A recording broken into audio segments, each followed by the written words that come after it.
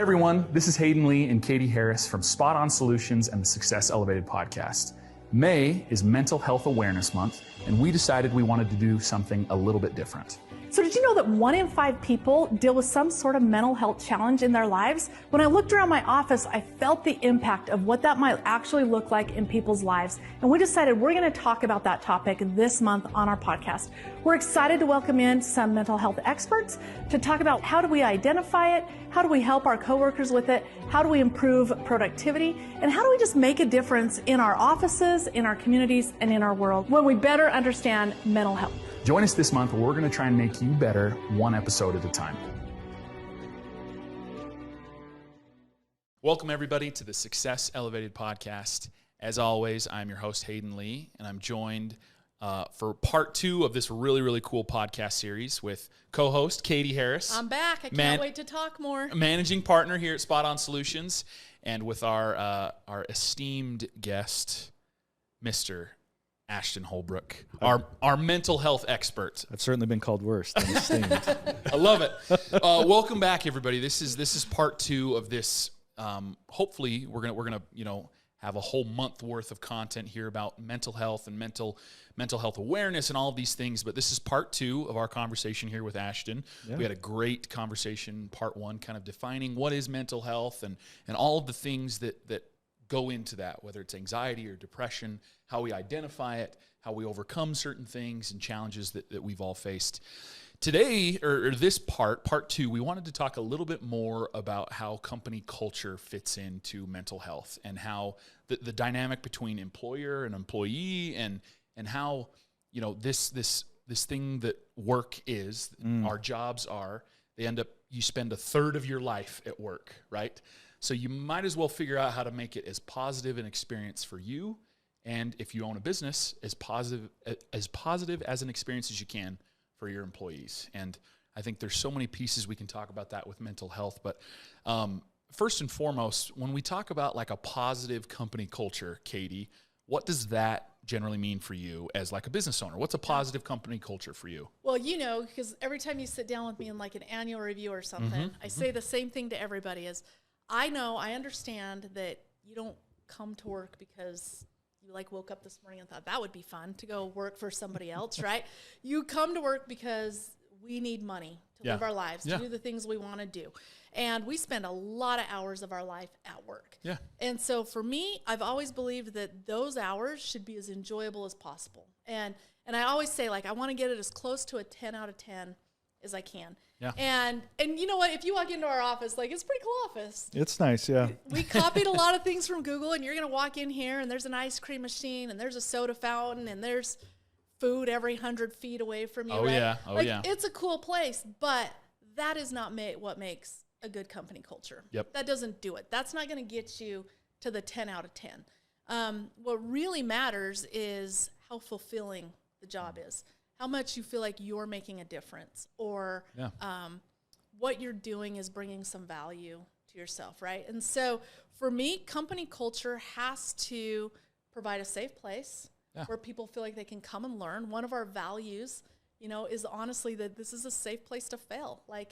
It's okay to come in and get better at something.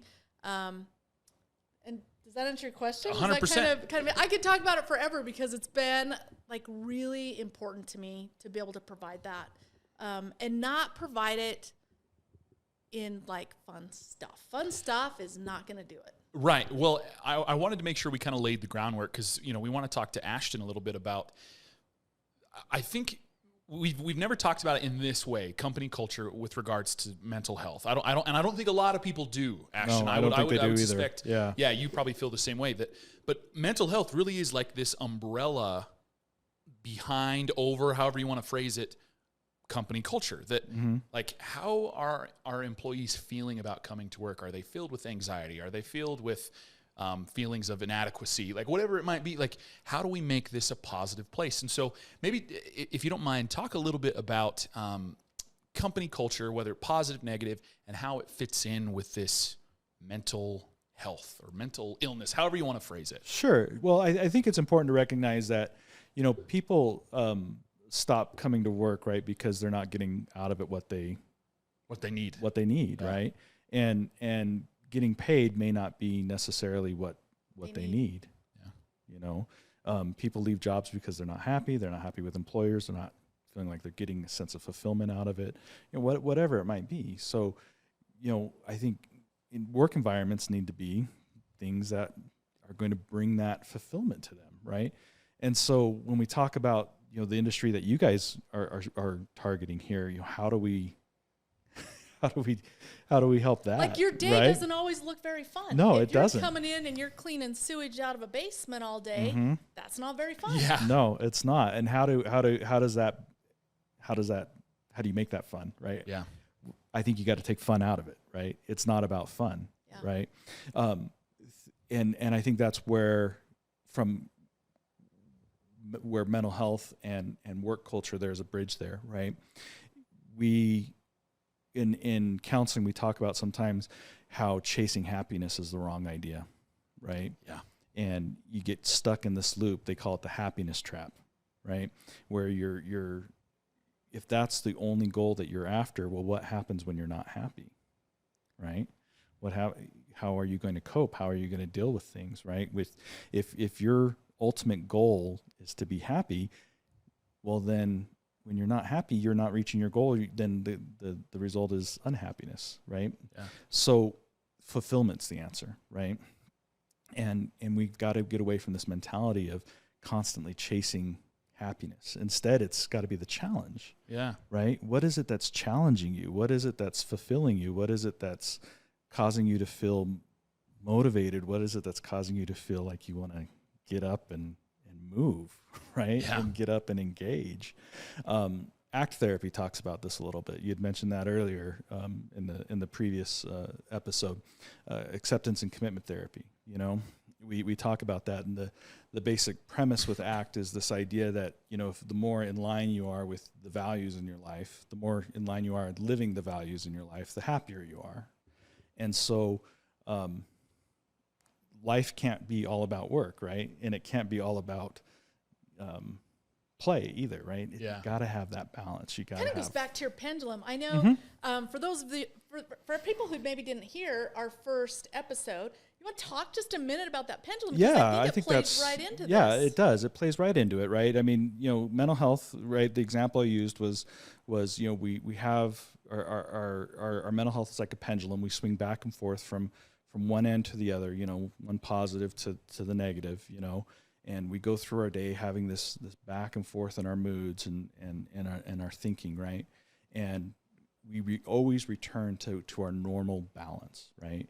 And for some people, they've got that high energy. For some people, they're a little more low key, right? And you got to figure out what it is that moves you, right? And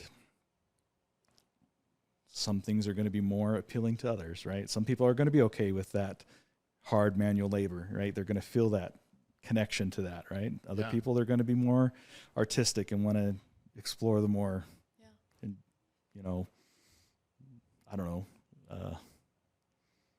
non-labor intensive things in life, I guess. We call it soft hands. That's soft hands. There you go. I like that. That's what we call it for those of us that work behind a computer all day. There you go. Soft hands. I like soft that. Hands. I like that. Yes. I like that. I like that. Yeah. Well, I think when we talk about culture, right, and fulfillment, well, we started off last episode talking about this whole statistic of 20% of people. 20% of people are going to walk into work every single day, and they're going to be dealing with depression or anxiety at some level, some small, some large, some temporary, some chronic, right? And so we know that, right? The goal of employers is I'm going to provide the best culture I can so people can feel really fulfilled. Well, you got to understand now in this culture conversation, 20% of the people you're trying to provide that for have something very external, well, not external to them, very internal to them happening that we might not see. So from a culture conversation, right, now I'm going to look at it a little bit different. And now I need to do a few things different to help bring that fulfillment in a more genuine way. Yeah. Does that make sense? Yeah. And so I know you use like ACT therapy at the clinical level. Let's talk about what ACT, each of those means, and maybe what we can learn from it to apply at the business level. Well, sure. Well, acceptance and commitment therapy, right? Acceptance, right? It's about understanding. In the last episode, we talked about, I shared my secret of life. Yeah. Right. You can share it again. Let's It's share, good. Let's share it again. We'll get it over with early, right? So secret of life. Here's the expectation. Or here's your expectation. Here's your reality. The bigger the gap is between the two, the more pain and suffering you'll experience. The more in line those two things are, The more fulfilled. the more fulfillment you're going to have. Now, oftentimes I get asked when I give this explanation to people, well, isn't that just settling? Aren't I just settling for things? Because that usually has a negative connotation to it, right? Right. And it's not about settling. It's about understanding where your expectations are lining up with reality. I think this is a really great conversation, especially for a young workforce. Exactly. When you're looking at that, what age range did you put on it? 18 to 35? What did you Yeah, say? right around there. Yeah. 18 to 35 age range. Mm-hmm. Okay, the expectation and the reality, there seems to be a gap. Yeah. I'll give you an example. I mentioned that I've done some coaching with some college grads, and one of the questions that I had asked one of them once was, why are you doing this? And the reply I got was to get paid. Uh-huh. Okay. Well, that's a really vague answer. Can you tell me, what do you do with your money? That was my response. Okay. What do you do with your money? Well, I spend a lot of time playing my Xbox. I do a lot of online gaming. Oh, okay. And so I took a stab and I said, so you're telling me that you value your freedom. That's what you're telling me. That's what getting paid means to you, is that you value your freedom.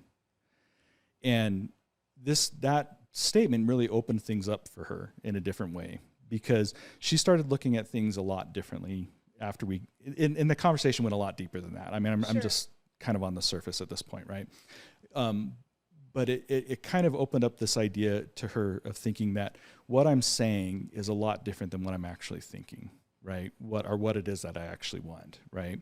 And so when we're talking about acceptance, right? Acceptance, this idea of getting values in line with reality, is really about trying to understand what are our values, right? What is it that drives us? What is it that motivates us, right? So, for example, I might say, I value being honest, right? And I value being kind, all right?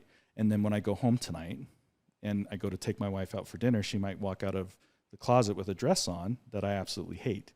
And she'll say to me, does this dress make me look pretty?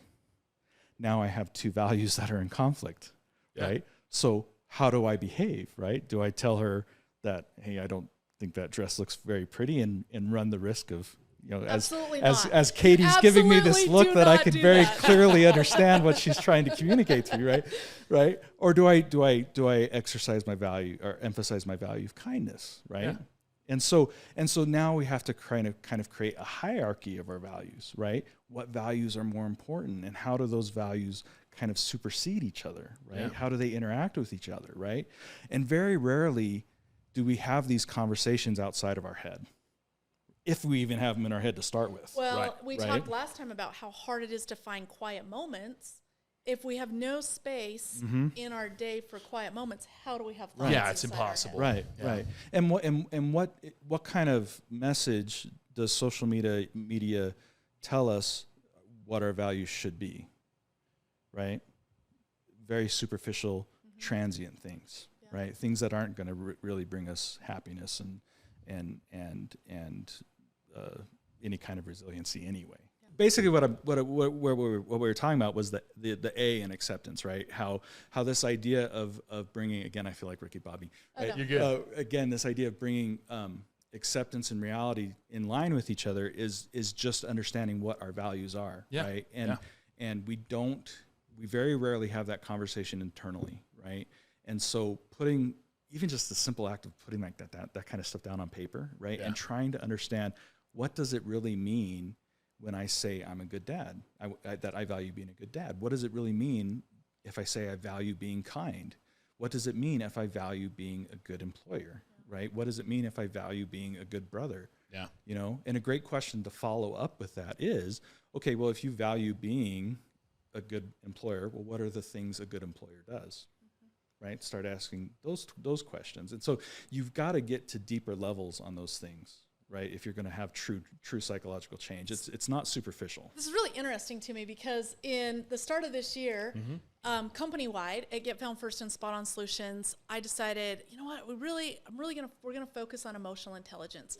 We've done a lot of podcasts and talked about personalities. Yep. And we've always made that a big part of our culture and communicating with each other. But we decided this year, okay, we're pretty clear on personality styles and communication. Let's dive into emotional intelligence, which you tell me is also another word for emotional resilience. Yeah, right? Emotional resilience, emotional flexibility. I would put all those things kind of in the same category, under the same umbrella. I mean, it's really the ability to emotionally pivot, you know, from one direction to another, right? So one of the quadrants within emotional intelligence is self-awareness. And we took a whole quarter and Talked about that. Yep. focused on it as a team. Like, okay, what is self-awareness? What does that look like?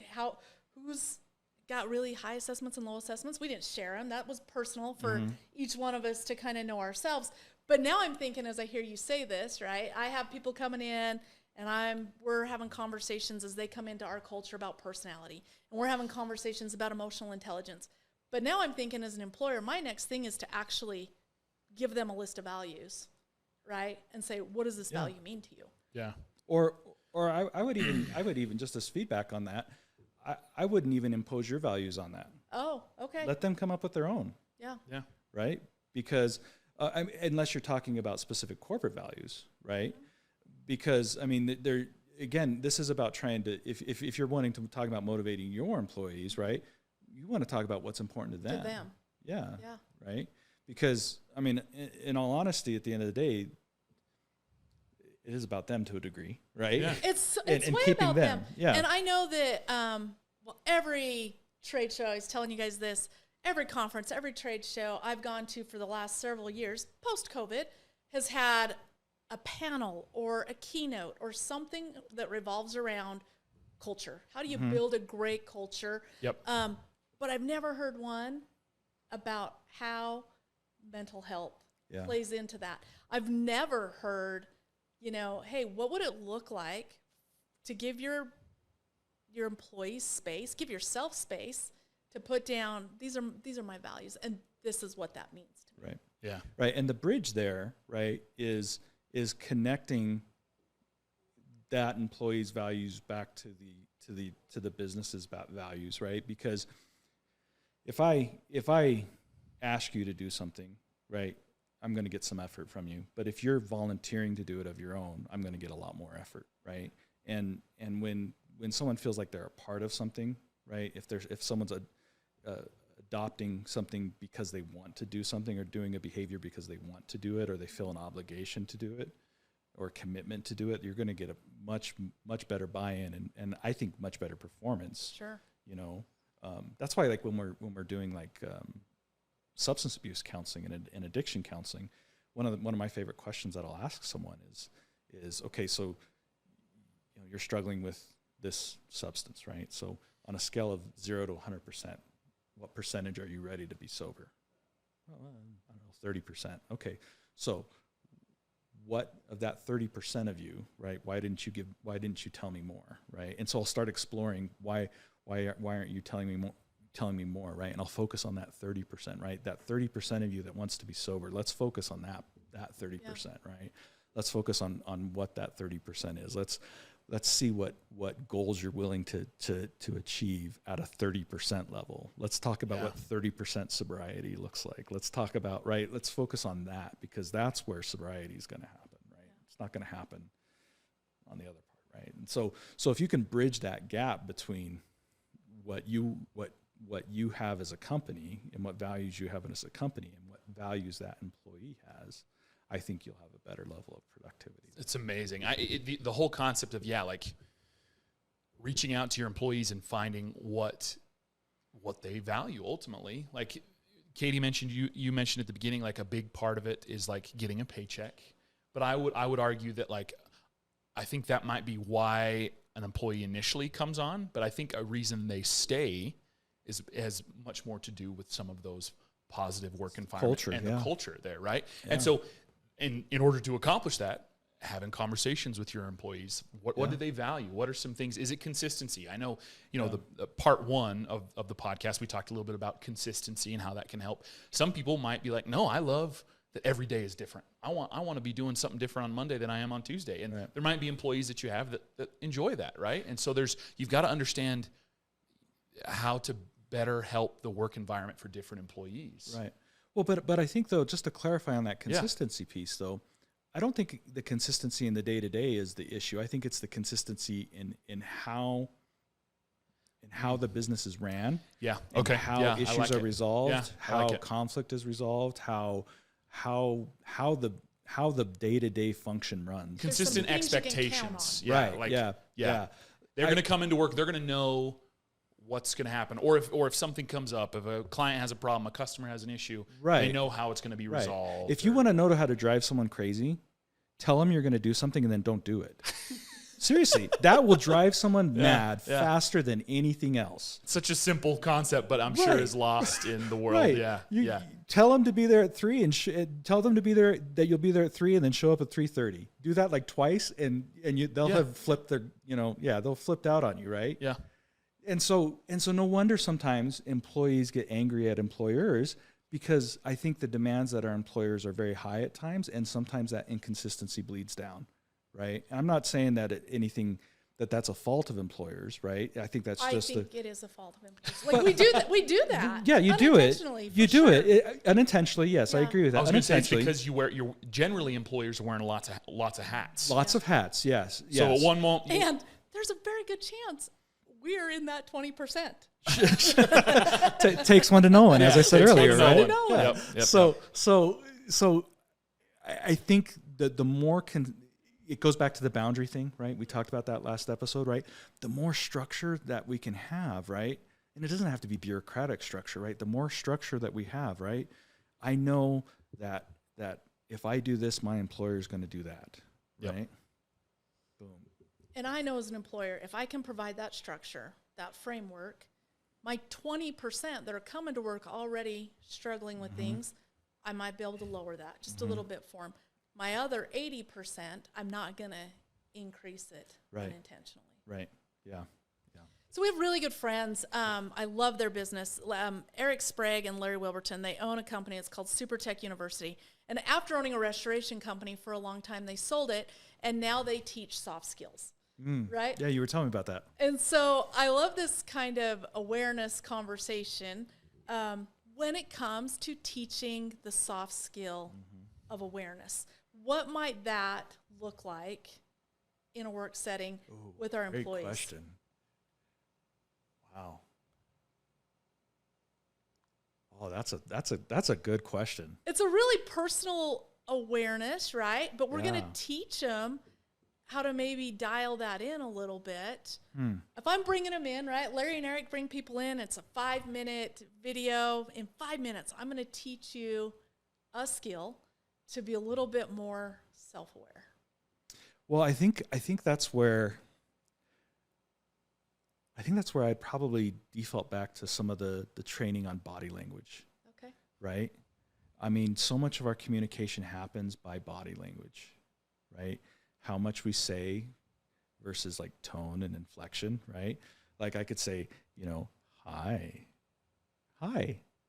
hello, right? Just the way I'm saying it, right? Yep. Can give like creepy vibes or stern vibes, or right, and then folding my arms, the way I'm standing off. Am I squaring up against you? Am I turning to the side, right? And so I think when you start talking about body posture and the way that you're carrying yourself, I think that's probably the conversation you have about that. Yeah. And I think that falls into mental health too, because look at how confident people carry themselves. Confident people stand up tall. Confident people look people in the eye. Confident people, give a firm handshake. People with lower self-esteem, they tend to avoid eye contact. They tend to hunch over. They tend to, want to shrink in the room, right? And so I think mental health and and that self-awareness definitely goes hand in hand. But there's another interesting piece to that too, because there's personality as well, right? We haven't talked personality at all in this conversation.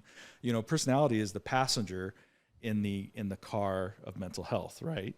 And so you know, I'm going to quote that many times, right? Katie's big on personalities. We're big on DISC and personality tests and figuring out how that works with our day-to-day. Personality is the passenger in the car. Yes. I like it. Yeah, the trick is figuring out who's in the driver's seat. Is it the mental illness or is it the personality, right? So at least that's a struggle at the hospital that we're always trying to figure out, right? But sometimes one of them's in the trunk, right? Yeah, where it's just completely one of them's out hostage, being held hostage. Exactly. Yeah. So, you know, some people's personality though is just meek, right? Yeah. And so,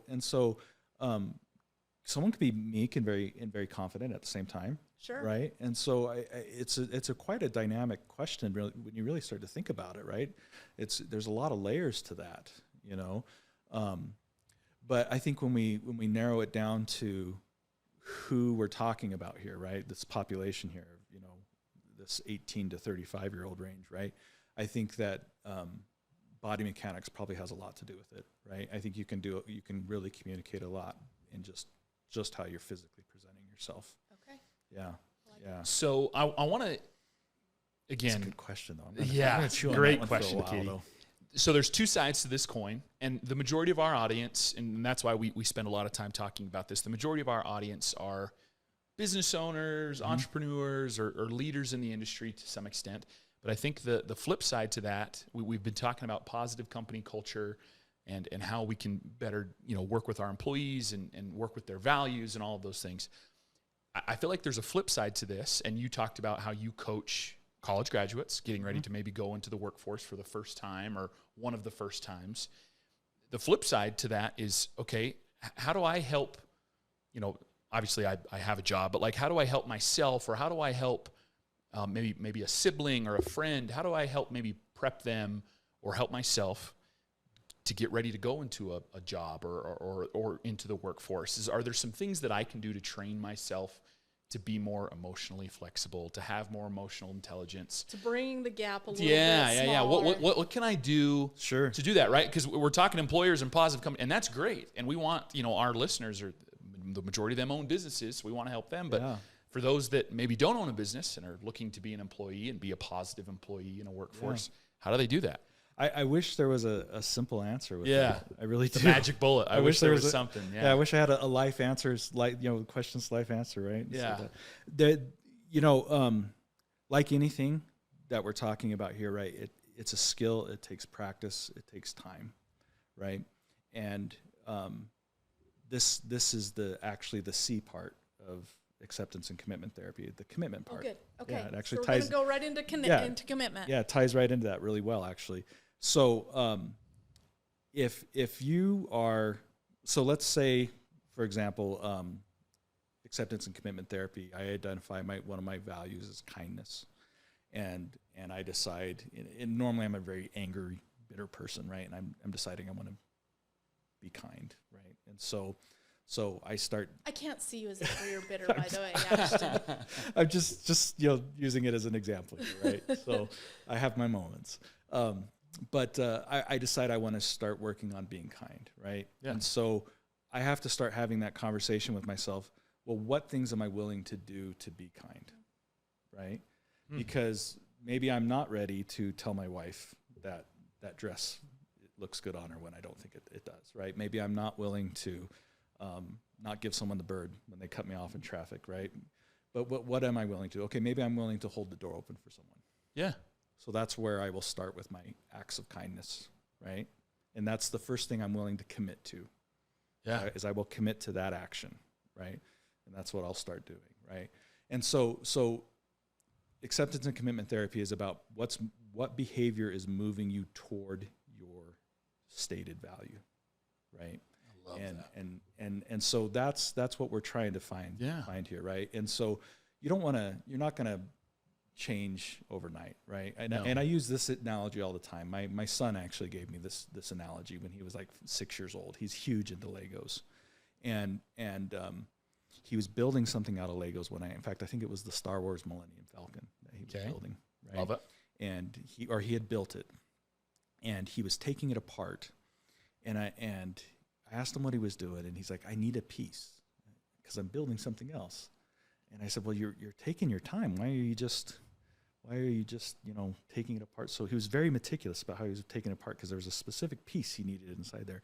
He's like, well, if I throw it down on the ground, it's just going to be a mess. And we talked about it for a minute, and we came up with this wonderful analogy. When you're thinking about all your behaviors in your life, right? It's like Legos, right? You've built your behavior one block at a time. Yeah. Right?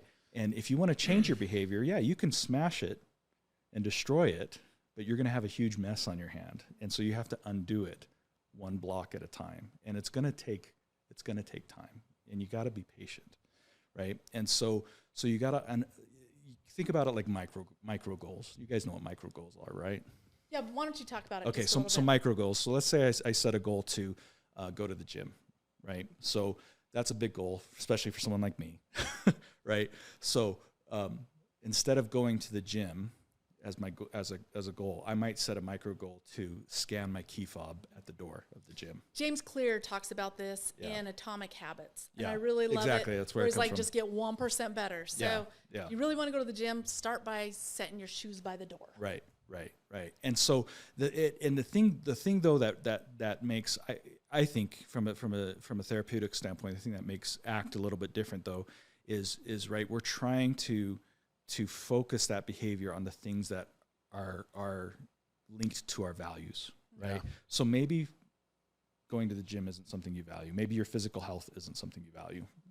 It's realistic, it's plausible, right? And so if that's something that you have conflict in your life, and we haven't even talked about this, like, so if you have the value, or if you have the goal of going to the gym and you're not going, and that's creating tension, maybe that's not a value for you. Maybe that's why it's creating tension. So maybe you need to stop trying going to the gym. You need to reevaluate what you say your values actually are. Exactly. Yeah. Okay. Yeah.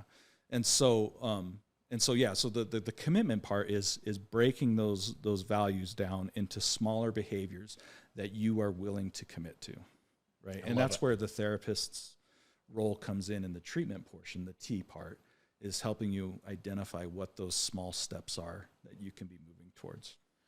Which Lego piece to remove and work on. I love it. I love the idea and the concept, and I feel like the world would be a better place. This is from the Book of Hayden, so I'm not a mental health professional by any means, so take it for what it's worth. You want to be now, though, I do. you? After talking to Ashton, this is pretty cool. I think the world would be a better place if everyone at times, doesn't have to be all the time, but at times would look internally a little bit more. And so, we were talking about employers and how to make a positive work culture and how do we do all those things. And I want to work at a place that has a positive work culture, right? That's why I like working at Spot On Solutions.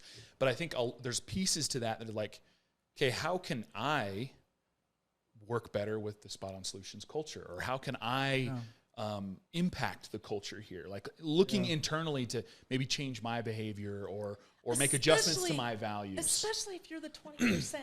That's got this like conflict raging every day.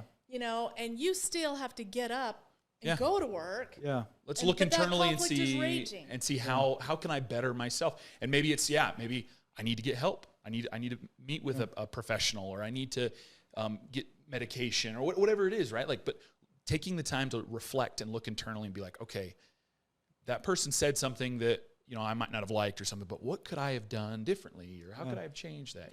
And I appreciate you bringing up that perspective, because we've talked a lot about what's the employer's role, right? Yeah. But really, we have responsibility as employees too, right? I mean, I'm not under any illusion that any work environment that strives to be positive is always going to be positive. I mean, I think we need to get away from this concept that conflict is a negative thing.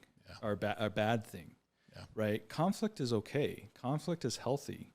Conflict is what helps us grow. It's what creates strength of character. It's what creates environments for growth to happen. Yeah. Right.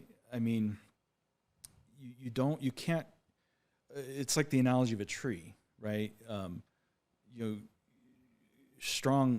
Bad weather makes for strong trees, right? Yep. Good roots, they go deep, right? And it's the same thing with humans, right? You need that tension in your life to have a strong will, a strong character, a strong person. If that makes sense. Yeah, right? Totally does. Yeah.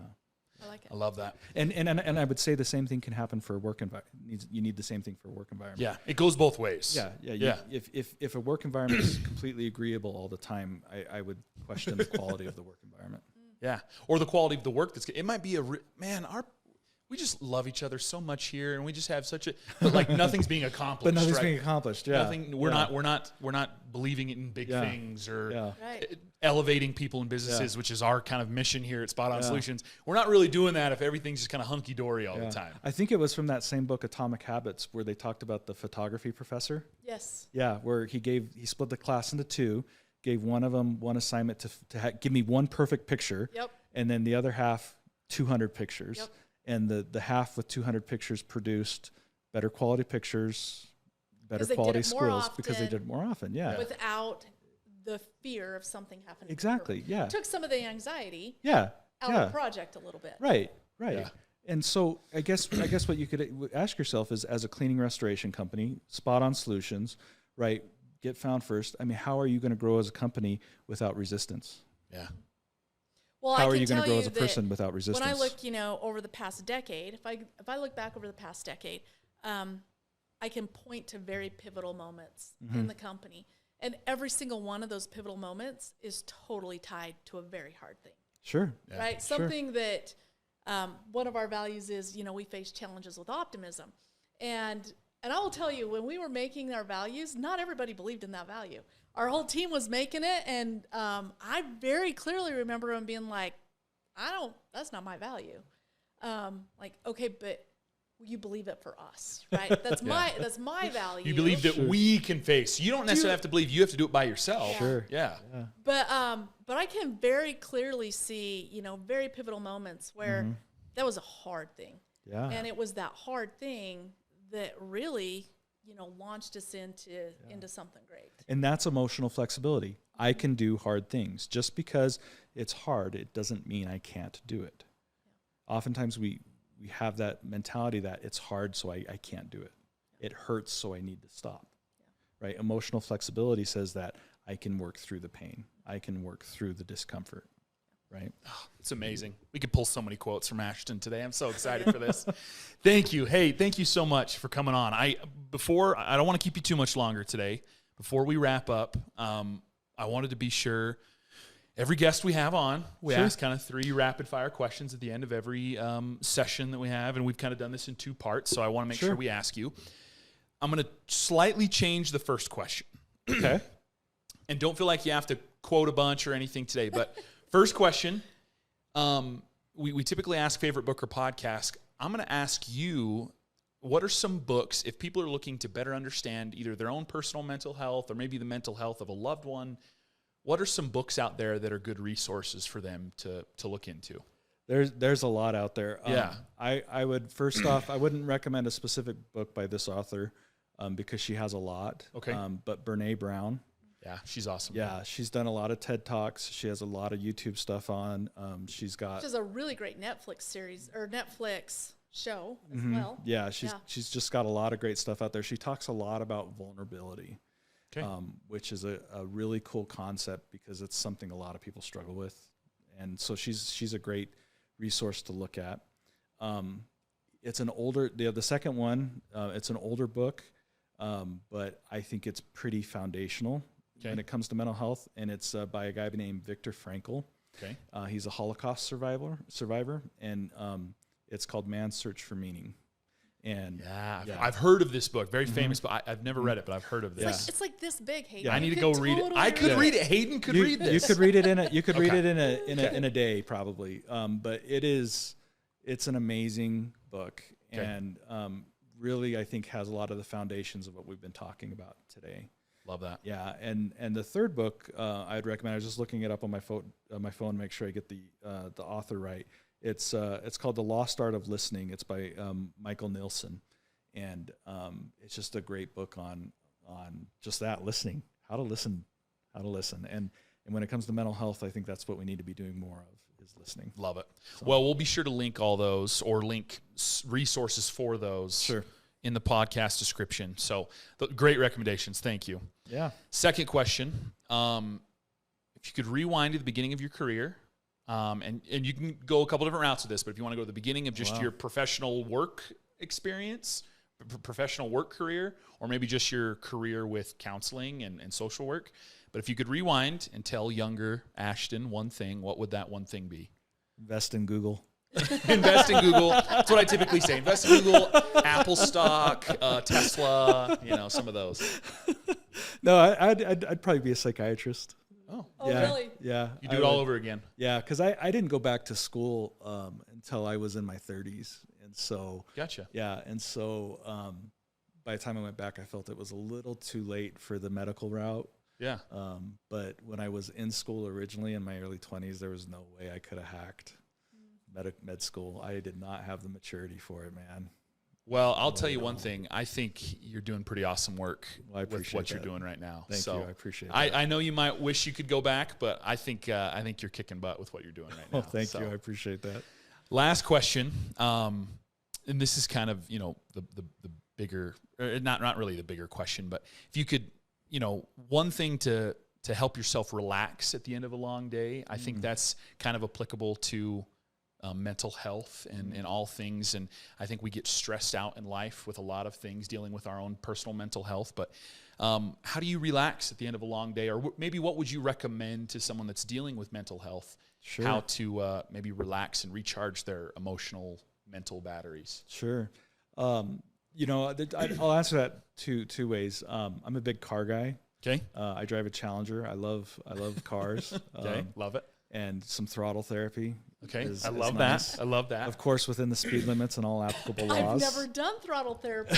Katie, you need to try that out a little bit. But the other thing, it hits me here a little bit, but I love my kids, and a hug from my kids. Oh, it's awesome. I having a hug from them seems to melt a lot of things away.